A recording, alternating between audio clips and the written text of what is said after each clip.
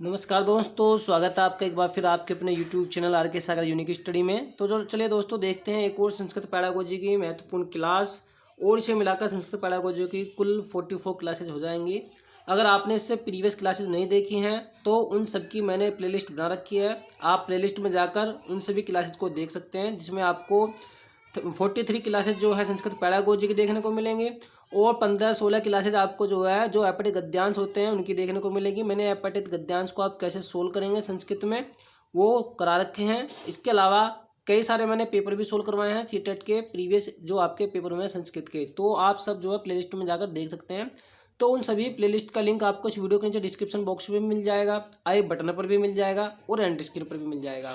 और अगर आप हमारे चैनल पर नए आए हैं तो हमारे चैनल को सब्सक्राइब जरूर कर लीजिए, ताकि आप भी अपनी तैयारी को संस्कृत में अच्छा बना सके, चाहे आप कोई सा भी टेट एग्जाम्स दे रहे हैं। तो चलिए शुरू करते हैं आज की क्लास। तो देखिए स्टूडेंट, सबसे पहला क्वेश्चन आज की क्लास में है सतत व्यापक मूल्यांकन। देखिए, जब हम मूल्यांकना अंतर्गते इसकी संधि विच्छेद करेंगे तो होगा मूल्यांकन जमा अंतर्गते। ओके, इसका मतलब है मूल्यांकन के अंतर्गत में, अर्थात सतत व्यापक मूल्यांकन के अंतर्गत में। तो क्वेश्चन में पूछा गया है जो सतत, सतत का मतलब होता है कंटिन्यू लगातार, व्यापक जो ब्रॉड अर्थात विस्तृत जो मूल्यांकन लिया जाता है वो। ओके, तो लगातार या व्यापक जो मूल्यांकन होता है उसके अंतर्गत तो क्या किया जाता है जब सतत व्यापक मूल्यांकन जो है लिया जाता है उसके अंतर्गत। फर्स्ट वाला ऑप्शन है छात्रा सर्वदा आनंदेन कार्य निमग्ना भवंती, कि ये जो सतत व्यापक मूल्यांकन होता है इसके अंतर्गत में क्या होता है कि जो छात्र होते हैं वो हमेशा ही आनंद से कार्य में निगमन होते हैं। निमग्न का मतलब होता है डूबे रहते हैं या लगे रहते हैं। ओके, कि जो छात्र हैं वो हमेशा ही आनंद से जो है क्या करते हैं वो कार्य में जो है लगे रहते हैं या डूबे रहते हैं। सेकंड वाला ऑप्शन है छात्रा पूर्णतया, छात्र पूरी तरह से अध्यापक नाम नियंत्रण में संति, अध्यापक के नियंत्रण में होते हैं।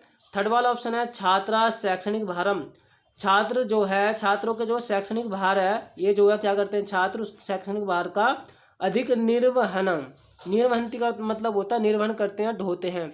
छात्र शैक्षणिक भार अधिक ढोते हैं या शैक्षणिक भार का अधिक शैक्षणिक भार क्या करते हैं निर्वहन करते हैं।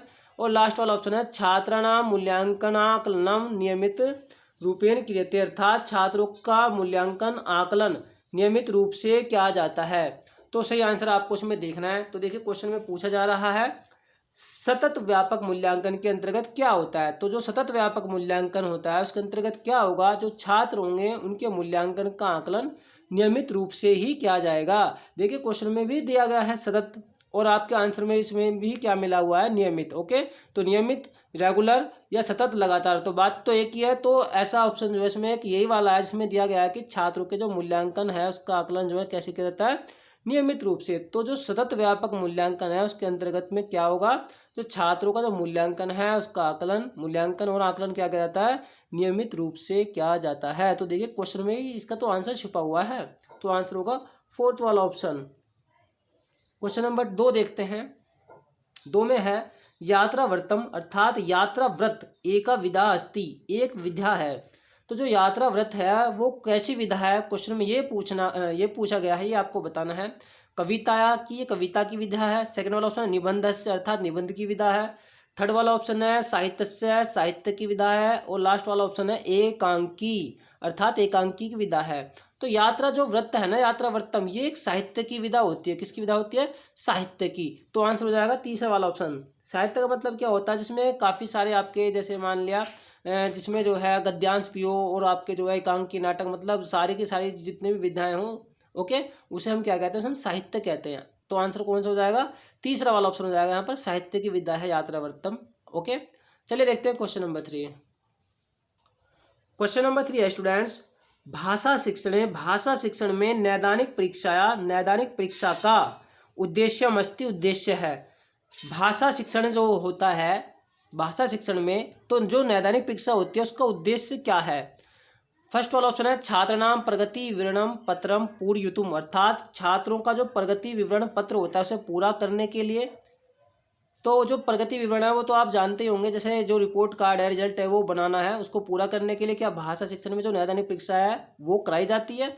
सेकंड वाला ऑप्शन है शिक्षार्थी नाम बोधे, शिक्षार्थियों के बोध में या ज्ञान में अभावों का मतलब कमियों का क्या तुम जानने के लिए अर्थात पता लगाने के लिए, शिक्षार्थियों के ज्ञान में जो कमी है अर्थात बच्चे को कोई चीज़ कहाँ समझ नहीं आ रही है ये जानने के लिए। थर्ड वाला ऑप्शन है अंतिम मूल्यांकन करते अर्थात अंतिम मूल्यांकन के लिए प्रश्न पत्र निर्माण योजनांच और योजना कर्तुम करने के लिए, अंतिम मूल्यांकन के लिए और प्रश्न पत्र के निर्माण की योजना बनाने के लिए करने के लिए। लास्ट वाला ऑप्शन है अभिभावकेभ्यः प्रतिपुष्टि प्रदातुम, अभिभावकों के द्वारा प्रतिपुष्टि अर्थात फीडबैक प्रदान करने के लिए। तो सही आंसर आपको अब इसमें देखना है। तो देखिए भाषा शिक्षण में पूछा गया है जो नैदानिक परीक्षा होती है उसका क्या उद्देश्य है। तो देखिए नैदानिक परीक्षा का मतलब क्या होता है, मान लो कोई भी छात्र है यदि उसके अंदर कोई कमजोरी है, अगर किसी छात्र को कोई कुछ चीज़ समझ नहीं आ रही है तो आप जो है ये पता लगाएंगे कि आखिर जो छात्र है वो हमारी बातों को क्यों नहीं कैच कर पा रहा है, आखिर क्या समस्या है। तो नैदानिक का मतलब ही क्या होता है, उसका जो है निदान करना अर्थात उसकी जो भी कमजोरी है, जो भी उसको समस्या आ रही है समझने में, उसका आपको क्या करना है, पता लगाना है। ओके, तो नैदानिक परीक्षा का उद्देश्य क्या हो जाएगा, शिक्षार्थियों की जो ज्ञान है, जो समझ है, उसमें उसकी कमी को जो है क्या करने के लिए, जानने के लिए, समझ के लिए। ओके, तो जो भाषा शिक्षण होता है उसमें जो नैदानिक परीक्षा है उसका उद्देश्य क्या है, शिक्षार्थियों के ज्ञान में कमियों का पता लगाने के लिए, जानने के लिए। तो आंसर होगा सेकंड वाला ऑप्शन। इसके अलावा एक होता है उपचारात्मक शिक्षण या उपचारात्मक परीक्षा, उसके द्वारा किया जाता है नैदानिक परीक्षा के द्वारा तो पता लगाया जाता है कि छात्र की कमजोरी कहाँ पर है, उसको क्या चीज़ें समझ नहीं आ रही हैं। और जो होता है उपचारात्मक शिक्षण उसके द्वारा क्या किया जाता है, जो भी उसकी कमजोरी होती है उनको उपचार कर दिया जाता है अर्थात उनको क्या कर दिया जाता है, दूर कर दिया जाता है। आप इसको कुछ इस तरह से समझिए, मान लिया कभी कोई जो है आप मतलब जैसे कभी बीमार होते हैं और आप जाते हैं डॉक्टर के पास, तो डॉक्टर पहले क्या करेगा, आपका निदान करेगा अर्थात आप पहले आपकी बीमारी का पता लगाएगा। मान लिया आपको फीवर हुआ है तो वो कहेगा कि भाई आपको जो क्या हुआ है, फीवर हुआ है। तो पहले वो क्या करेगा, पहले वो आपकी जो बीमारी है उसको पता लगाएगा और फिर उसके बाद में क्या करेगा, उसकी दवाई देगा। दवाई देने का अर्थात क्या करेगा, उसका उपचार करेगा, उससे आपकी बीमारी क्या हो जाएगी, ठीक। ओके, तो इसी प्रकार से एक शिक्षक भी क्या करता है, पहले जब छात्र को कोई समस्या होती है, उसको समझ नहीं आता है, तो वो पता लगाते हैं कि छात्र को ये चीज़ें समझ क्यों नहीं आ रही है। जब उसको ये पता लग गया तो फिर वो क्या करेगा, छात्र को जो है उन्हीं के बारे में वो बताएगा और उससे जो छात्र की जो भी कमजोरी है वो क्या हो जाएगी, फिर दूर हो जाएगी। जब वो दूर हो जाएगी तो होगा उपचारात्मक कार्य। ओके, और जब वो उसका पता लगाएगा कमजोरी का जो भी है तो उसे कहेंगे हम नैदानिक परीक्षा या नैदानिक परीक्षण आप कह सकते हैं। ओके, तो आंसर हो जाएगा सेकंड वाला ऑप्शन। आइए देखते हैं क्वेश्चन नंबर 4। क्वेश्चन नंबर 4 है ग्रहणात्मकम कौशलम अस्ति, ग्रहणात्मक कौशल है। फर्स्ट वाला ऑप्शन है संभाषणम पठनम च, बोलना और पढ़ना। सेकंड वाला ऑप्शन है लेखनम श्रवणम च, लिखना और सुनना। थर्ड ऑप्शन है श्रवणम पठनम च, सुनना और पढ़ना। और लास्ट वाला ऑप्शन है संभाषणम लेखनम च अर्थात बोलना और लिखना। तो ग्रहणात्मक कौशल, देखिए स्टूडेंट सबसे पहले आपको ये पता होना चाहिए कि ग्रहणात्मक कौशल का मतलब क्या है। ग्रहणात्मक अर्थात जिनसे कोई चीज़ें कुछ भी विचार आप क्या करें, आप जो ग्रहण कर सके। ओके, तो देखिए आपको पता है आप सुनकर और पढ़कर इन दोनों के द्वारा क्या कर सकते हैं, आप विचारों को ग्रहण कर सकते हैं। ओके, तो जो ग्रहणात्मक कौशल होते हैं कौन से होते हैं, श्रवणम पठनम च, सुनना और पढ़ना। बहुत ही इंपॉर्टेंट क्वेश्चन है, तो आंसर होगा तीसरा वाला ऑप्शन। भाषा के कौशल से एक क्वेश्चन डेफिनेटली आता है। और यदि हम बात करते हैं नैदानिक परीक्षण या नैदानिक परीक्षा या उपचारात्मक परीक्षण, इन दोनों में से भी आपको एक क्वेश्चन सीटेट एग्जाम में देखने को अवश्य मिलेगा, चाहे वो आपका जो हिंदी पैडागोजी उसमें आ जाए या फिर संस्कृत पैडागोजी, और ऐसा भी हो सकता है कभी कभी दोनों में भी पूछ लेता है। तो थोड़ा सा जो क्वेश्चन है ऑप्शन है उनको वो चेंज करता है बार बार, बाकी क्वेश्चन भी होता है थोड़ा सा घुमा देता है। तो कन्फ्यूज नहीं होना है बिल्कुल, और क्या करना है आपको, धैर्यपूर्ण जो है क्या करना है, बिना डरे जो क्वेश्चन है उसका आंसर लगाना है। चलिए देखते हैं क्वेश्चन नंबर 5। आइए स्टूडेंट देखते हैं क्वेश्चन नंबर 5। क्वेश्चन है प्रश्नों के अधिगम से या सीखने से अभिप्राय अस्ति, अभिप्राय है। तो यदि कोई छात्र मतलब कक्षा में जो छात्र हैं वो प्रश्नों के द्वारा अधिगम से क्या करते हैं, मतलब प्रश्नों के द्वारा अधिगम करते हैं, तो उससे क्या अभिप्राय है, क्वेश्चन में ये पूछा जा रहा है। फर्स्ट वाला ऑप्शन है भाषा शिक्षणार्थम अर्थात भाषा शिक्षण के लिए सिद्धांत प्रतिपादन। सेकंड वाला ऑप्शन है व्याख्या समय अर्थात व्याख्या के समय में सार्थक का मतलब बिल्कुल शुद्ध, जिसमें थोड़ी सी भी शुद्धि ना हो। ध्वनि नाम उच्चारणम, ध्वनियों का उच्चारण की व्याख्या करते समय सार्थक ध्वनियों का उच्चारण। थर्ड वाला ऑप्शन है व्यवस्थित रूपेण विषय अर्थात व्यवस्थित रूप से विषय सामग्री या प्रस्तुति, विषय सामग्री की प्रस्तुति। और लास्ट वाला ऑप्शन है प्रश्नई अर्थात प्रश्नों के द्वारा समस्याओं का समाधान से समाधान का प्रयास है प्रयास, अर्थात प्रश्नों के द्वारा समस्याओं के जो समाधान का प्रयास। तो देखिए जो प्रश्न होते हैं, प्रश्न के अधिगम से क्या अभिप्राय होता है। यदि कोई छात्र मतलब प्रश्न के द्वारा क्या कर रहे हैं, सीख रहे हैं, अधिगम कर रहे हैं, तो उसके द्वारा क्या होगा, प्रश्नों के द्वारा समस्या के समाधान का प्रयास वहां पर किया जा रहा है। तो आंसर होगा फोर्थ वाला ऑप्शन। तो प्रश्नों के अधिगम से क्या अभिप्राय होता है, प्रश्नों के द्वारा समस्या के समाधान का प्रयास। ओके, तो आंसर होगा फोर्थ वाला ऑप्शन। जैसे अब मैं आपको क्या कर रहा हूँ, प्रश्नों के द्वारा क्या कर रहा हूँ, आपको जो संस्कृत पैडागोजी उसको एक्सप्लेन कर रहा हूँ ताकि आपको अच्छे से समझ आए और आप जो है सीटेट में संस्कृत में अच्छा स्कोर कर सके। आइए देखते हैं क्वेश्चन नंबर 6। क्वेश्चन नंबर 6 है भाषा शिक्षणार्थम, भाषा शिक्षण के लिए महत्वपूर्ण अवस्था अस्ति, महत्वपूर्ण अवस्था है। तो भाषा शिक्षण के लिए इनमें से सबसे महत्वपूर्ण अवस्था कौन सी होगी। फर्स्ट वाला ऑप्शन है यदा विद्यार्थिना, जब विद्यार्थी तार्किक चिंतन युक्त भवंती, तार्किक अर्थात तर्क करने में और चिंतन युक्त होते हैं। सेकंड वाला ऑप्शन है यदा बाला, अर्थात जब बालक, बाला जो है ये बच्चों का बहुवचन रूप है, जब बालक भाषा अर्जन करने में सक्षमा भवंती, सक्षम होते हैं। थर्ड वाला ऑप्शन है यदा छात्र प्रश्नान, जब छात्र प्रश्न प्रष्टुम पूछने के लिए समर्था भवंती, समर्थ होते हैं। और लास्ट वाला ऑप्शन है यदा छात्र अर्थ प्राप्ति अर्थम, जब छात्र अर्थ प्राप्त करने के लिए शब्दकोश से द्रष्टुम देखने के लिए समर्था भवंती, समर्थ होते हैं। अर्थात जब छात्र जो है अर्थ प्राप्त करने के लिए वो क्या करते हैं, शब्दकोश से देखने के लिए समर्थ होते हैं। तो सही आंसर अब आपको देखो इसमें देखना है। तो क्वेश्चन में पूछा गया है भाषा शिक्षण के लिए महत्वपूर्ण अवस्था में से कौन सी है, तो कौन सी होगी। देखिए जो भाषा शिक्षण के लिए सबसे महत्वपूर्ण अवस्था होगी वो होगी जब बच्चे क्या करते हैं, भाषा अर्जन करने में सक्षम होते हैं। यदि बच्चे भाषा का अर्जन ही नहीं कर रहे हैं तो भाषा शिक्षण का क्या अभिप्राय रह जाता है, कुछ भी नहीं। ओके, तो सबसे पहले जो जरूरी है वो ये आवश्यक है, वो ये जरूरी है कि जो बच्चे हैं वो क्या करें, वो भाषा अर्जन में सक्षम होने चाहिए। और उसके बाद जो इससे उपयुक्त ऑप्शन होगा फिर वो ये हो जाता है कि जब जो छात्र हैं वो प्रश्न पूछने के लिए समर्थ होते हैं। तो लेकिन समर्थ कब होंगे छात्र, जब पहले जो बच्चे हैं, जो छात्र हैं वो क्या करेंगे, भाषा अर्जन में सक्षम होंगे। तो पहले क्या जरूरी है, पहले जरूरी है कि जो बालक हैं वो क्या करें, भाषा अर्जन में सक्षम हो जाएं। उसके बाद ही तो वो प्रश्न पूछने के लिए समर्थ हो सकते हैं। यदि बच्चे को भाषा अर्जन करने में समस्या आ रही है, उसको भाषा का अर्जन ही नहीं कर पा रहा है, ओके, तो जो छात्र हैं वो प्रश्न कैसे पूछेंगे। ओके, तो इसमें जो सबसे ज़्यादा जरूरी है वो ये वाला ऑप्शन हो जाता है कि जो छात्र हैं या जो बालक हैं वो भाषा अर्जन में क्या होते हैं, सक्षम होते हैं। ओके, यदि भाषा अर्जन करने में सक्षम हो गए तो वो सारे काम बाद में वो कर सकते हैं। तो सबसे पहले जो जरूरी है वो ये वाला ऑप्शन यहाँ पर हो जाता है। देखते हैं क्वेश्चन नंबर 7। देखिए स्टूडेंट, क्वेश्चन 7 है व्याकरणम कथम पठनीयम, अर्थात व्याकरण कैसे पढ़ना चाहिए। फर्स्ट ऑप्शन है संदर्भगत अभ्यासेन, संदर्भगत अर्थात संदर्भ के अनुसार अभ्यास के द्वारा। सेकंड वाला ऑप्शन है नियमई, नियमों के द्वारा। थर्ड वाला ऑप्शन है लिखितम कार्य, अर्थात लिखित कार्यों से। और लास्ट वाला ऑप्शन है स्पष्ट व्याख्यान, अर्थात स्पष्ट व्याख्या के द्वारा। देखिए स्पष्ट व्याख्या के द्वारा तो आप व्याकरण नहीं पढ़ सकते हैं। ओके, ये कोई गद्य या पद नहीं है कि आपको इसमें व्याख्या करनी पड़ेगी।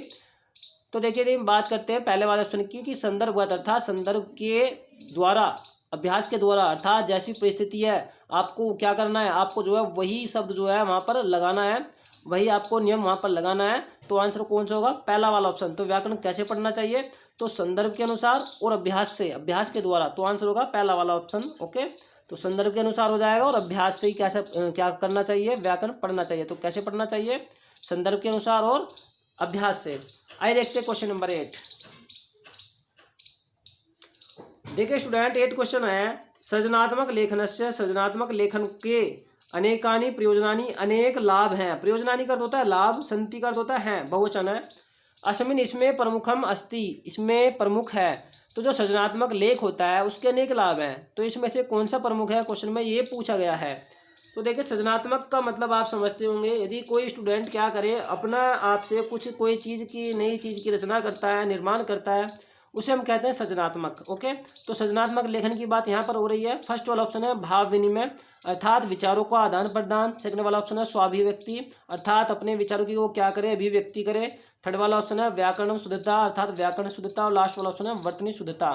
तो देखिए सृजनात्मक लेखन का इनमें से जो लाभ हो जाएगा वो हो जाएगा स्वाभिव्यक्ति, अर्थात वो अपने जो विचार हैं उनको कैसे लिख रहा है, उनको अभिव्यक्त कैसे कर रहा है, ये जरूरी है इसमें जानना समझना। ओके, तो सृजनात्मक लेखन के अनेक जो लाभ हैं उनमें से प्रमुख कौन सा हो जाएगा? स्वाभिव्यक्ति। आंसर होगा सेकंड वाला ऑप्शन, स्वाभिव्यक्ति अर्थात अपने से अभिव्यक्ति, अपने द्वारा अभिव्यक्ति अर्थात अपने विचारों को कह पाना ही क्या कहलाता है? अभिव्यक्ति कहलाता है।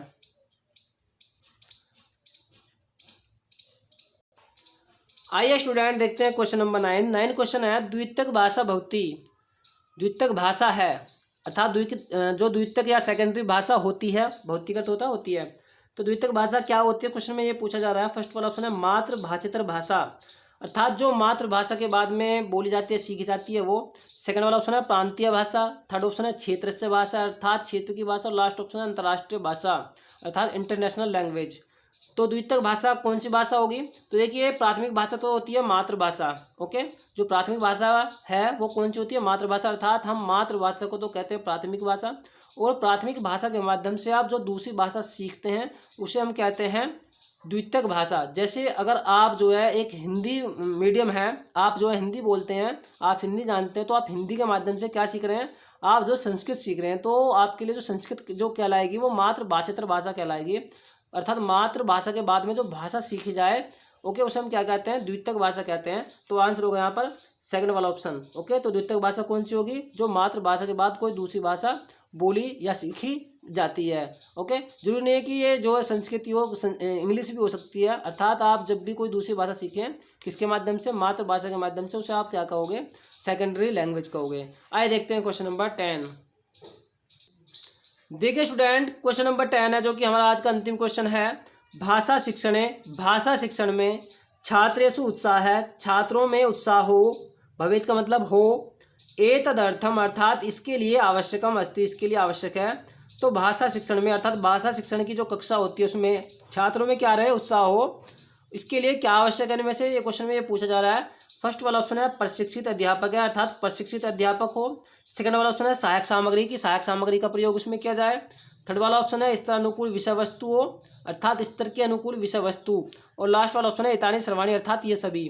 तो देखिए भाषा शिक्षण में जो छात्र हैं, यदि आप चाहते हैं कि उसमें क्या हो, उसमें जो है उत्साह रहे छात्रों में भाषा शिक्षण की कक्षा में, तो इसके लिए जो जरूरी है, यदि हम बात करते हैं पहले वाले ऑप्शन की प्रशिक्षित अध्यापक, तो इनका होना भी आवश्यक है। यदि अध्यापक ही जो है प्रशिक्षित नहीं होंगे तो वो छात्रों को क्या पढ़ाएगा? छात्र अपने आप ही उबने लगेंगे, नीरस हो जाएंगे। यदि हम बात करते हैं सहायक सामग्री, तो सहायक सामग्री का प्रयोग भी जरूरी है यदि चाहते हैं कि जो छात्र हैं छात्रों में क्या बना रहे? उत्साह रहे। और लास्ट वाले ऑप्शन की यदि हम बात करते हैं तीसरे वाले की कि स्तर के अनुकूल विषय वस्तु, तो जो विषय वस्तु है वो भी स्तर के अनुकूल होनी चाहिए। ऐसा नहीं है कि आप 5वीं के पाठ्यक्रम के बजाय आप क्या लेकर के बैठ गए, आप जो है 10वीं क्लास का पाठ्यक्रम जो है बच्चों को पढ़ा रहे हैं, तो स्तर के अनुकूल विषय वस्तु होनी चाहिए। ओके, तो छात्र जो है कब जो है उत्साह से पढ़ेंगे? जब प्रशिक्षित अध्यापक होगा, सहायक सामग्री का प्रयोग वो करेंगे और स्तर के अनुकूल क्या होगी? उनकी विषय वस्तु होगी। तो आंसर होगा यहाँ पर तीसरा वाला ऑप्शन। तो देखिए स्टूडेंट, ये थे 10 क्वेश्चन। आपका स्कोर कितना हुआ इन 10 क्वेश्चनों में से? आप कमेंट के माध्यम से ज़रूर बताएं। और ये ज़रूर बताइए आपको जो क्लास हमारी कैसी लगी। अगर हमारी क्लास अच्छी लगी है तो हमारी वीडियो को लाइक करें, कमेंट करें और अपने सभी साथियों में शेयर करें। धन्यवाद इस वीडियो को देखने के लिए। तो दोस्तों मैं मिलता हूँ मैं आपको नेक्स्ट वीडियो में। तब तक के लिए नमस्कार, जय हिंद, जय भारत, पढ़ते रहिए और अपना ख्याल रखिए।